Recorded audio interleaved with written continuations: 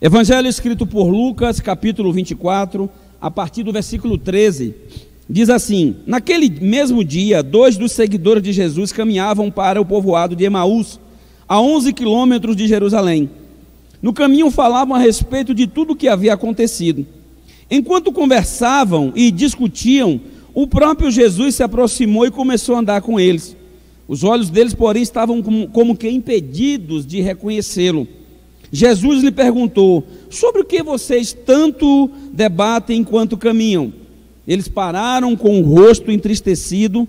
Então um deles, chamado Cleopas, respondeu: você deve ser a única pessoa em Jerusalém que não sabe das coisas que aconteceram lá nos últimos dias. Eu vou ler só até aí, depois a gente vai ler mais outros versículos, mas eu quero falar justamente sobre esse dia, o dia de domingo de Páscoa, especificamente aquele domingo. Eu imagino que uma nuvem negra pairava sobre Jerusalém. A atmosfera era pesada, havia ali um monte de sentimentos no coração das pessoas, né? Desde aqueles que faziam parte do Sinédrio, que o sentimento era de euforia, era de vitória, era de alegria por ter finalmente destruído o inimigo da população, o inimigo da cidade, também o inimigo do Estado, porque Jesus foi colocado como inimigo do Estado. Mas por outro lado havia um sentimento de perda, um sentimento de tristeza, uma lacuna no coração dos discípulos e uma falta de compreensão. Como pode o mestre, o Jesus, o Rabi, um homem tão poderoso em palavras e em ações diante de Deus, de repente ele sucumbiu a um tipo de morte vergonhosa, ele foi crucificado. E essa falta de compreensão, essa falta de entendimento, levou pessoas a tomarem atitudes como essa aqui desses dois homens, que eles estão saindo de Jerusalém. Na verdade, o que aconteceu ali, o julgamento foi uma coisa grotesca, uma coisa feia. Há quem diga que foi o maior erro judiciário, mas eu não chamo de erro, porque quando você faz algo de forma consciente, isso para mim não é erro. Erro é quando você não sabe o que está fazendo e você está cometendo ali um ato e que é um erro. Mas quando você sabe o que faz, isso aí já é comprometimento com caráter, isso já é má fé.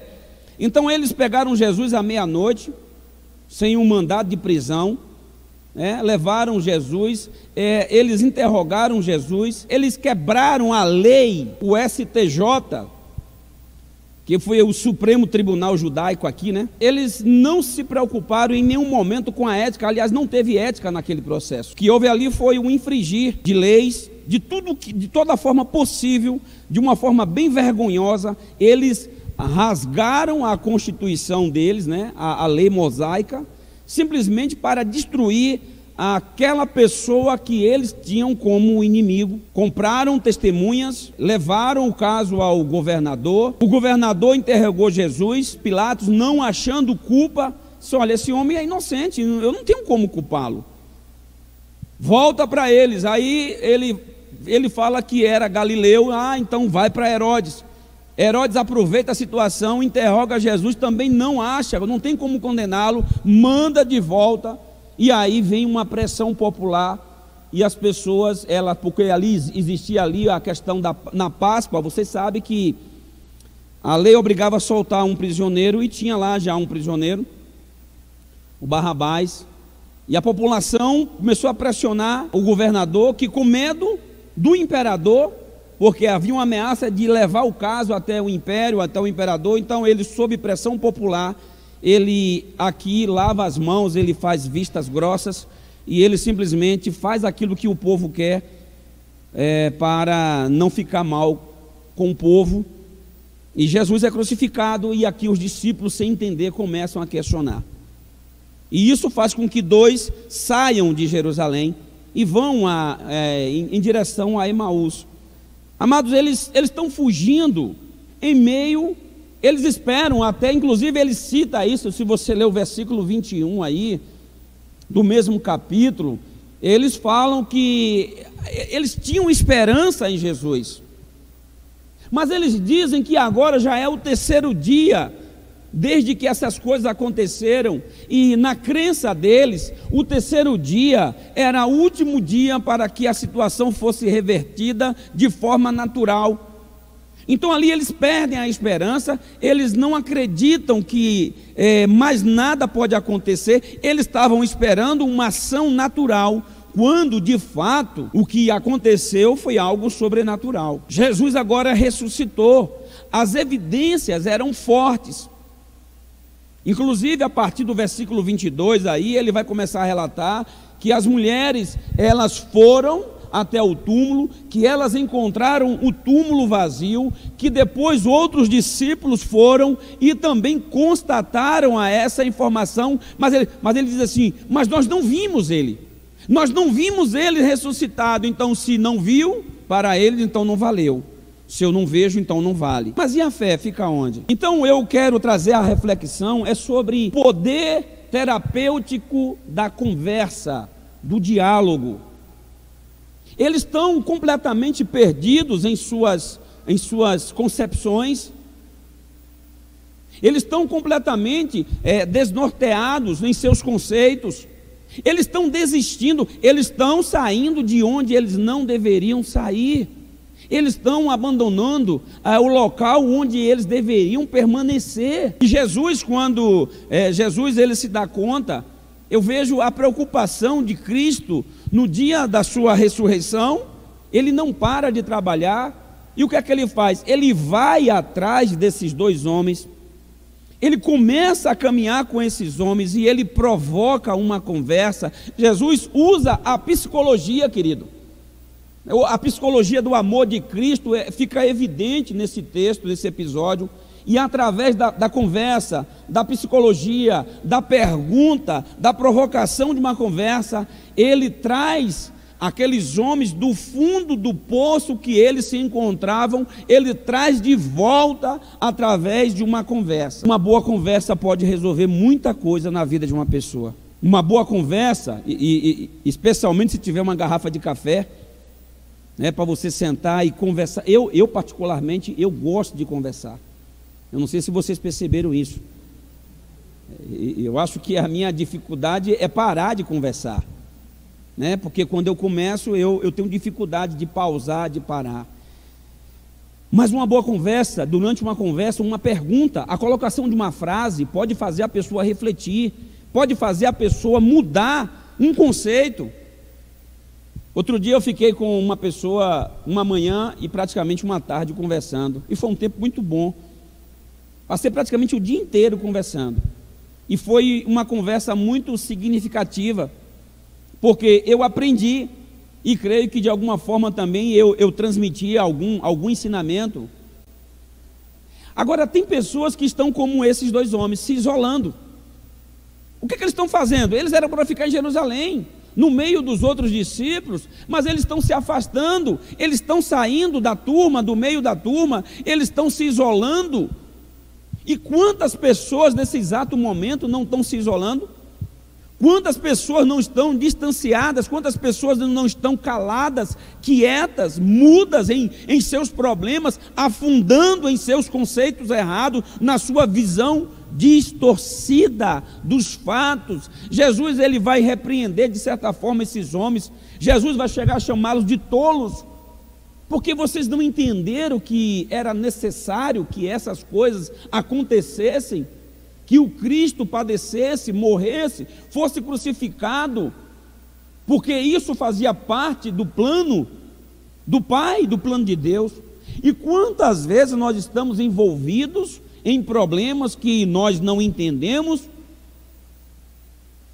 e aquilo se faz necessário em nossa vida, mas a falta de compreensão e de uma boa conversa acaba nos isolando. Então, amado, deixa eu falar uma coisa para você já, para a gente, porque o tempo aqui em cima passa muito rápido, não sei porquê, mas 30 minutos aqui parece que são 5 minutos.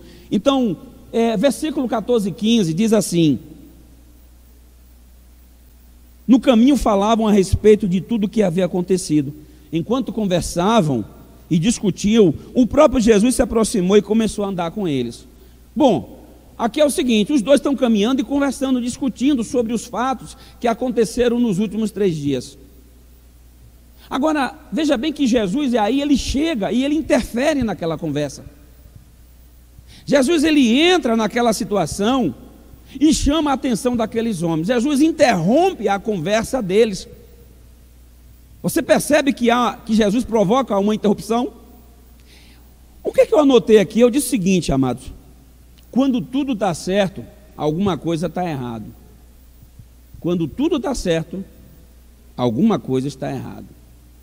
O que eu entendi nesse contexto aqui, dessa passagem, quando aqueles dois homens estão caminhando, saindo de Jerusalém, em direção a Emaús, eles estão ali conversando, discutindo, falando sobre o mesmo assunto, sobre os mesmos sentimentos, falando das mesmas decepções, das mesmas frustrações, das mesmas tristezas. Eles estão retroalimentando os sentimentos ruins um do outro ali, e Jesus entra. Agora, deixa eu falar uma coisa para você, querido. Geralmente, nós queremos andar com pessoas que pensam igual a nós. Isso é bom, mas pode ser ruim. Geralmente a gente anda com pessoas que... A gente quer andar com pessoas que concordam com tudo que a gente diz. Você já percebeu que algumas pessoas, elas têm dificuldade de serem... Quando elas são contrariadas, elas se afastam da amizade? Já percebeu como algumas pessoas se aborrecem quando elas ouvem um não? Já percebeu como algumas pessoas, quando elas colocam um ponto de vista e que você dá uma opinião contrária daquilo que ela pensa, ela fica chateada, ela retrocede e para a caminhada? Por quê? Ela quer sempre ouvir que você concorde, que você diga sim. Se eu falar uma coisa para você, meu querido, mas quem disse que os nossos pensamentos, eles estão sempre certos? Quem disse que aquilo que nós estamos enxergando é a maneira certa de se enxergar? Eles estão conversando, eles estão debatendo, eles estão falando talvez do sentimento de derrota no coração, porque o que brotou no coração deles, e fica claro, é que havia uma derrota. Mas na verdade a morte de Cristo foi vitória para nós. Era vitória para eles. Jesus já tinha ressuscitado, demonstrando ali claramente o poder de Deus, o sobrenatural, demonstrado de forma ali maravilhosa e gloriosa. Então, Jesus, ele interfere naquela conversa, e eu creio que é por conta daquilo que estava sendo conversado. Ele vai recentralizar os pensamentos daqueles homens. Queridos, existe uma importância de se caminhar, e se caminhar com pessoas certas. No versículo 15 diz assim: enquanto conversavam e discutiam, o próprio Jesus se aproximou e fez o quê? E começou a caminhar, começou a andar com eles. E é nessa caminhada, é com a companhia de Jesus, que eles vão sair daquele profundo poço de tristeza, de decepção, de frustração, de sentimentos ruins. Jesus vai trazer numa conversa, Jesus vai estender a mão e vai trazer eles de volta para a realidade correta da vida. Jesus vai mostrar a eles pelo ângulo correto. Amados, eles não recusam a companhia de Jesus. Eles aceitam, mesmo sem saber, mesmo sem reconhecer quem era aquela pessoa, aquele estranho. E uma boa conversa, como eu disse, ela produz mudança em nós. Às vezes numa boa conversa, uma frase dita mudará a rota do nosso coração. Uma pergunta no momento de boa conversa pode nos tirar da caixinha, daquela caixinha que nós temos a velha maneira de pensar e de enxergar a vida. Nós perdemos quando não conversamos. Nós perdemos quando não dialogamos. No diálogo há a cura. Numa boa conversa há uma ação terapêutica. Existe um processo de cura durante uma boa conversa. A caminhada daqueles homens com Jesus naquele dia vai resultar em cura para a vida deles. No versículo 17, Diz assim: Jesus lhes perguntou: sobre o que vocês tanto debatem enquanto caminham? Jesus faz uma pergunta. Isso aqui existe uma psicologia envolvida nessa pergunta. Quando Deus pergunta, quando Jesus faz uma pergunta, é óbvio que ele não quer saber a resposta. Na verdade, a pergunta de Jesus é pedagógica. Na verdade, ele quer nos ensinar. E ele faz a pergunta: sobre o que vocês tanto debatem enquanto caminham? Aí, veja bem, observe agora a próxima frase. Eles pararam com o rosto entristecido. Eles fizeram o quê? Pararam. Eles pararam. Eles estão caminhando, de repente uma pergunta faz eles pararem. O que eu aprendo com isso? Qual a importância desse texto aqui, quando cita que eles pararam? O problema é que a gente vive uma vida tão agitada, querido. A gente vive uma correria tão grande, que a gente não quer parar para responder perguntas. A gente não quer parar para atender as pessoas. A gente não quer parar para sentar e manter uma boa conversa. Van colocou um texto eu li ontem o texto sobre aquele psicólogo chamado Augusto Cury, né? E fala sobre o SPA, que é a síndrome do pensamento acelerado.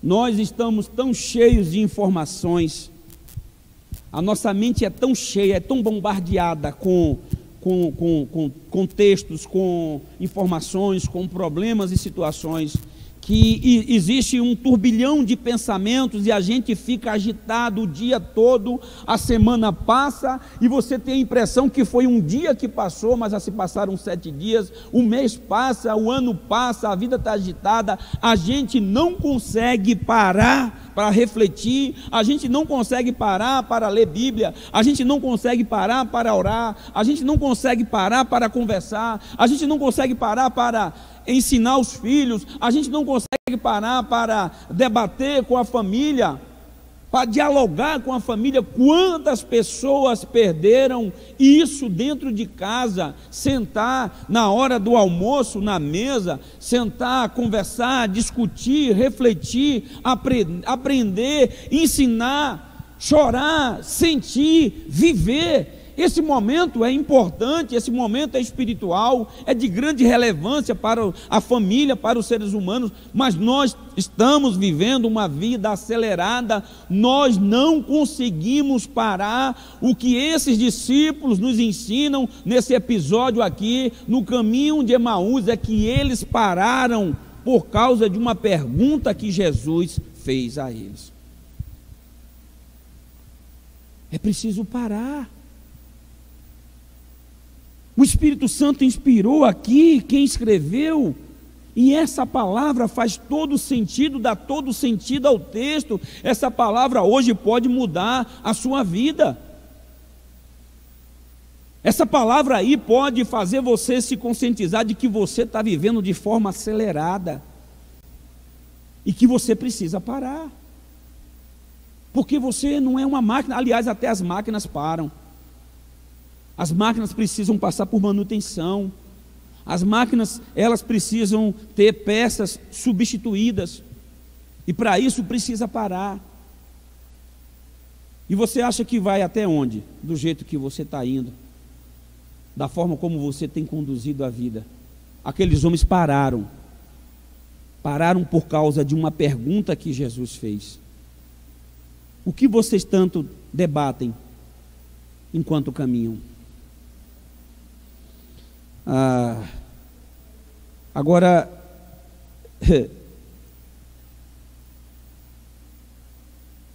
eu quero,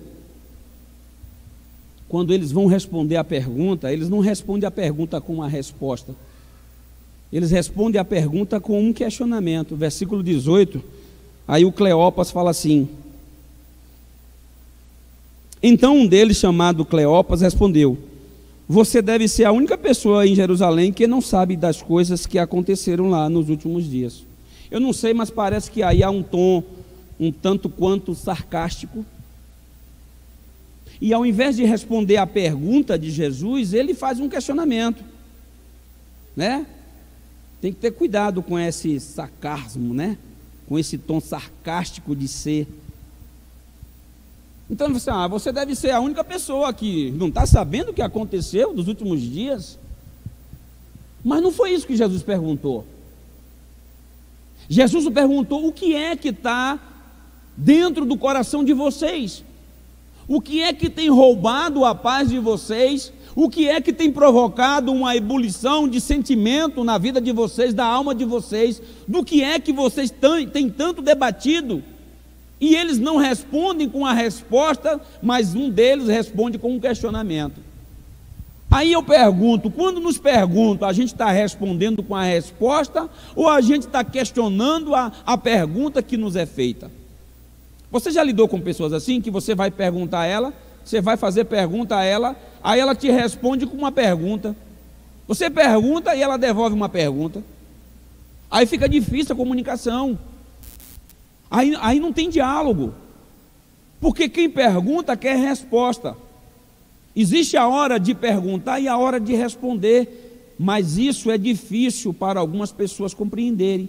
Você não consegue dialogar, você não consegue sentar e ter uma conversa inteligente. Com inteligência, não, eu não estou falando aqui da eloquência das palavras, mas a inteligência emocional, de sentar e controlar o emocional, e fazer pergunta, e responder pergunta, e debater sobre o problema. Jesus está querendo mudar a visão daqueles homens, mas o Cleópatra está com dificuldade, ele está respondendo com pergunta. Amados, então nós devemos responder com resposta. Outra coisa, seja claro e específico, é preciso haver clareza em nossas respostas. No versículo 19 diz assim, ele faz um questionamento, né? Ele fala assim: olha, você deve ser a única pessoa em Jerusalém que não sabe das coisas que aconteceram lá nos últimos dias. Versículo 19, que coisas? Perguntou Jesus. Que coisas? Você está falando de quê? Dê nome às coisas, dê nome a isso que está dentro do seu coração. Qual é o nome disso que está lhe roubando a paz, a paciência? Qual é o nome disso que está acelerando a sua vida? Jesus está pedindo que ele seja mais específico na sua resposta. E Cleópatra está dizendo que estava sendo incomodado por coisas. É preciso dar nome às coisas. É preciso ser claro, ser específico para que haja cura em nós. Muitas vezes nós queremos a cura da alma, nós queremos a cura interior, nós queremos a cura daquilo que está por dentro, sangrando, machucando, ferindo, maltratando, mas nós não queremos falar dessas coisas. Nós não queremos dar nomes a essas coisas que nos agoniam, né? E existe aí aquela questão do coisificar a vida, né? Reduzir a vida a objetos.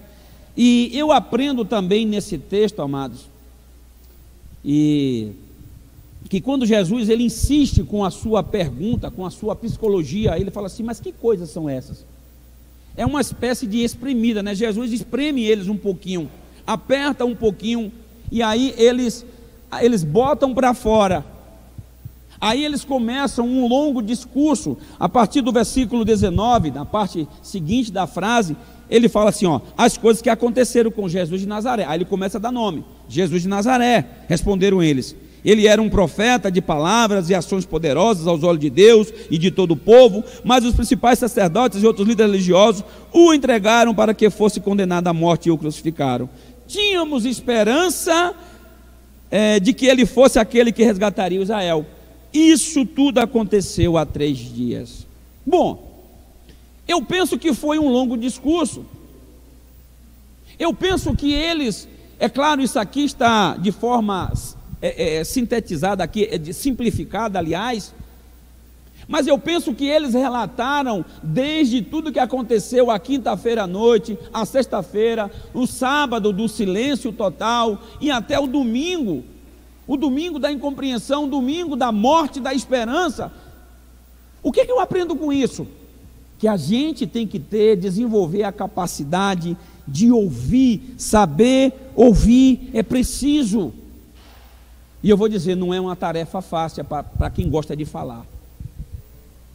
Para quem gosta de falar muito, geralmente tem dificuldade em ouvir. Porque você gosta de falar tanto que você quer falar, e você precisa ter alguém que lhe diga, olha, você precisa parar para ouvir agora.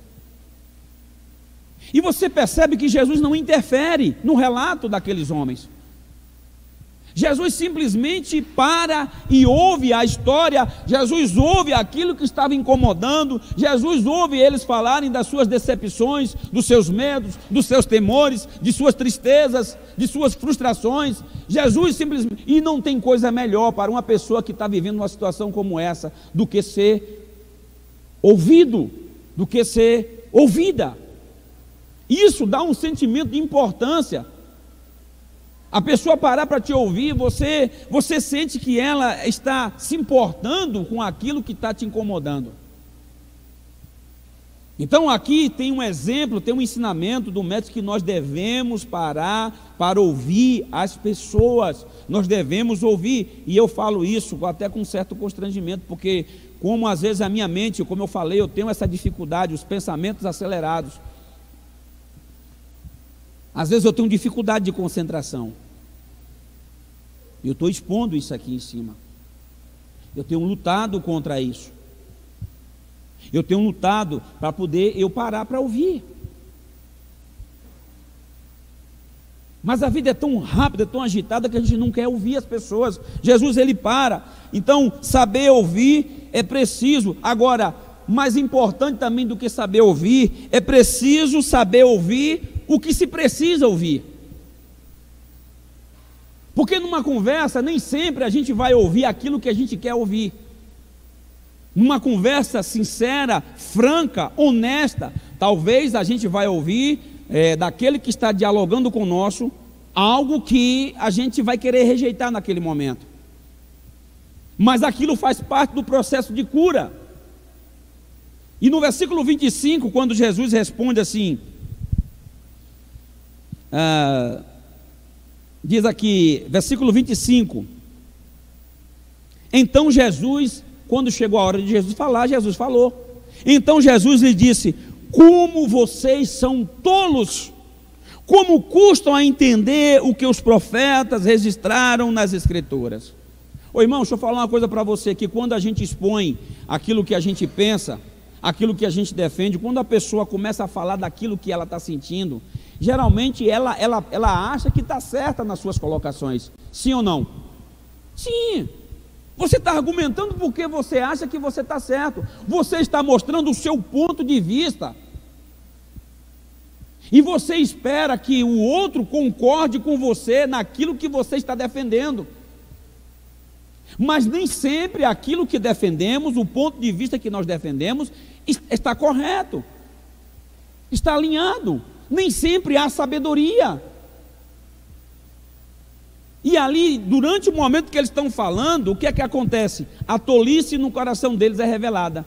E Jesus, ele não deixa passar batido. Jesus, ele simplesmente fala assim, como vocês são tolos. Como vocês têm dificuldade de compreender os fatos.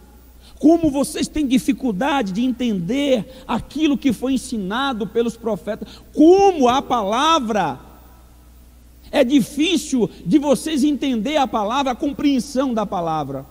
Eu não sei se aqui tem alguém que está passando por aquilo que os discípulos passaram,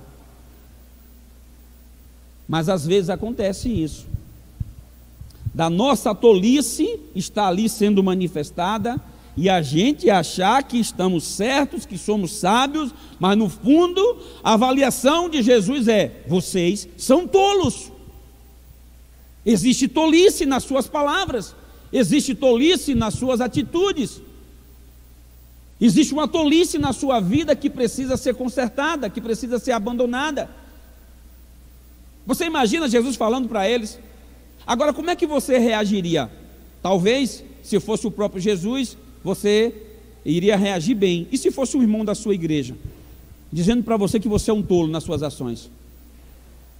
E se fosse o pastor da sua igreja, depois de te ouvir por um longo tempo, assim, rapaz, você está sendo tolo, como é que você reagiria? Você aceitaria bem ou não essa avaliação? A sua vida hoje, da forma como ela está sendo vivida, é uma vida que, após ser avaliada, pode-se dizer assim: você é sábio na maneira de viver, você é sábio na maneira de pensar, você é sábio na maneira de conduzir, ou, pelo contrário, você está sendo um tolo por completo, você não está entendendo. Você entendeu que além de ouvir, é preciso saber ouvir aquilo que se precisa ouvir e não aquilo que se quer ouvir. Amados, versículo 26, Jesus ele dá um tapa na face daqueles homens, porque ele fala assim: não percebe que era necessário que o Cristo sofresse essas coisas antes de entrar em sua glória? E olha que Jesus ensinou, e olha que Jesus, ele pontuou isso aí, olha que Jesus, ele falou sobre a necessidade de morrer, de ser crucificado, de ressuscitar no terceiro dia. Não era um assunto novo para aqueles homens, era um assunto mais do que ensinado, mais do que debatido, mas por mais que fosse ensinado, aqueles homens, eles tinham dificuldade de entender a mensagem. E eu vou falar uma coisa para você: isso não está distante de nós, isso não está distante da realidade da igreja hoje.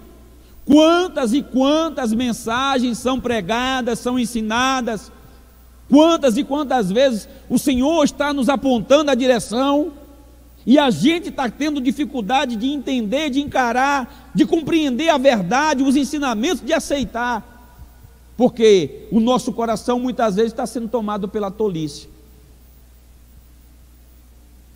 Jesus está expondo, Jesus está mostrando a incapacidade deles. Jesus diz: olha, vocês são tolos, e como não percebem, vocês não conseguem perceber, vocês não têm percepção da realidade do mundo espiritual, vocês não conseguem compreender os propósitos de Deus. Então eu acho que isso é um tapa na face. Amados, Jesus ele vai lá e ele faz uma exposição das Escrituras. O texto seguinte diz assim, o 27: então Jesus os conduziu por todos os escritos de Moisés e dos profetas, explicando o que as Escrituras diziam a respeito deles. Jesus está de novo fazendo o que significa seguir a Cristo com eles. Pega aí o livrinho, eu vou te ensinar de novo aqui o que significa seguir a Cristo. Vem cá, senta aqui, eu vou discipular vocês de novo. É de fato que está acontecendo isso. É um discipulado acontecendo. E eu fico pensando quantos de nós aqui precisariam passar por um discipulado de novo. Quantos de nós precisariam aqui sentar e pegar o livrinho lá do que significa seguir a Cristo? Bom, vem cá, vamos fazer aqui uma classe do que significa seguir a Cristo para a igreja. E depois a gente vai fazer os primeiros passos na fé. Por quê? Porque vocês não estão entendendo, porque a igreja perdeu a noção do Evangelho, perdeu a essência. Então temos que voltar lá de trás e expor de novo os ensinamentos das Sagradas Escrituras, para que vocês por fim abram os olhos e percebam a vida que vocês estão levando. Eu acho que vocês não queriam ouvir uma mensagem como essa numa manhã de Páscoa, né? Eu acho que teria sido melhor pregar sobre a ressurreição de Cristo. Mas foi ele que ensinou, é isso que ele está ensinando. Eu só estou transmitindo aquilo que ele fez naquele dia, naquela manhã de domingo. Jesus não se preocupou com a ceia, porque a ceia já tinha acontecido na quinta-feira. Eu não estou aqui tirando a importância da ceia, por favor, não me interprete mal. Eu estou dizendo que Jesus foi se preocupar com vidas que estavam se perdendo, com pessoas que estavam se desviando, saindo do propósito no dia da ressurreição. E quantos hoje não estão se afastando desse propósito? Quantos hoje não estão com a concepção errada, com os conceitos errados, com a visão errada de evangelho? Aí quando eles, veja bem que esses homens vão ser transformados pelo ensinamento, querido. No versículo 28 diz assim, eu acho que eu já extrapolei meu tempo, me perdoe aí. Meu Deus, eu preciso aprender a pregar em 30 minutos, Senhor, me ensina, Pai. Versículo 28, aproximando-se de Emaús, o destino deles, Jesus fez como quem seguiria a viagem, mas eles insistiram, fique conosco esta noite, pois já é tarde. E Jesus foi para casa com eles. Olha só, eles estão aprendendo aqui agora, aqueles homens que estavam debatendo sobre aqueles assuntos que não trariam nenhum benefício na vida deles, porque era tudo distorcido. Eles estão agora se tornando acolhedores, eles estão oferecendo acolhimento, eles estão abrindo a porta da casa deles assim, vem ficar conosco, fica aqui com a gente, já é tarde, já é noite, está escurecendo, eu me preocupo com a segurança sua. Ele nem sabia que era Jesus, amados, eles não sabiam, até aquele momento era um estranho, tinha algo que estava mexendo por dentro deles, alguma coisa ali estava ardendo no coração, como um deles vai falar, mas eles não sabiam quem era aquele estranho. Mas eles estão abrindo a porta da casa, então eles vão oferecer comida. O próximo versículo diz que eles vão repartir o pão, eles vão saciar, eles vão alimentar, eles vão matar a fome daquele estranho que ajudou tanto eles naquela caminhada. Você entende aqui o que é o evangelho? O que é que o evangelho faz na vida de uma pessoa? O evangelho é isso, é transformação de vida, é mudança de atitude, é mudança de comportamento, é mudança de visão. Depois que eles repartem o pão e que Jesus agora, eles percebem que o tempo todo eles estavam com Jesus e que Jesus estava ali com eles, porque às vezes Jesus está em nossas vidas agindo, está ao nosso lado, mas a nossa cegueira, ela nos incapacita de enxergá-la, ela não deixa a gente perceber a ação dele em nosso meio, a bondade, a misericórdia dele, o amor dele. Mas quando a gente dá lugar a esse ensinamento, isso traz vida, isso traz transformação. E agora eles não debatem mais sobre aqueles assuntos, mas eles abrem a porta da casa para acolher aquela pessoa. Eles oferecem o pão, e quando Jesus se revela a eles, agora eles não, sim, olha, Emaús não é o nosso lugar não, cara, a gente está errado nesse conceito, vamos voltar para Jerusalém. Jerusalém é o nosso lugar, vamos voltar para o meio dos discípulos. Tem muita gente afastada de Jerusalém, tem muita gente afastada da congregação, da comunhão com os santos, porque distorceram a forma de enxergar a vida. Eu vou encerrar porque senão eu já passei do tempo. Eu queria que você fechasse os seus olhos nessa manhã de domingo, manhã de Páscoa. Eu quero que em 60 segundos você faça uma breve reflexão da sua vida, de tudo que você tem vivido e dos seus anseios, dos seus medos, temores. É que você faça uma reflexão, talvez da necessidade de se abrir para conversar, de manter uma boa conversa, de abrir o coração, de falar das coisas, como Jesus perguntou, que coisas são essas? De falar dessas coisas que estão dentro da tua alma, dentro do teu coração, e que precisa passar para o lado de fora, que você precisa expor isso numa conversa, numa boa conversa, para que isso seja tratado, para que isso seja curado, porque um diálogo, existe uma ação terapêutica no diálogo, numa boa conversa. Santo Deus, obrigado por esse tempo, Pai. Obrigado, meu Deus, pela mensagem que o Senhor nos concedeu nesta manhã de Páscoa, nesta manhã de domingo, domingo de ressurreição. No dia que o Senhor ressuscitou, o Senhor foi atrás de duas pessoas que estavam desviando. O Senhor foi caminhar com elas, o Senhor foi conversar com elas. E esse episódio hoje é fonte de ensinamento para nós, para a nossa igreja. É fonte de restauração, é fonte de vida, é fonte de inspiração, meu Deus.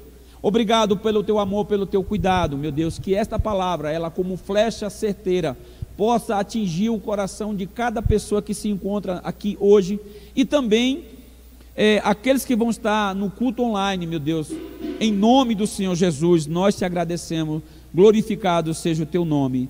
Eu queria que você desse um aplauso a Ele, que você aplauda aquele que é digno de toda honra, de toda glória, força e poder.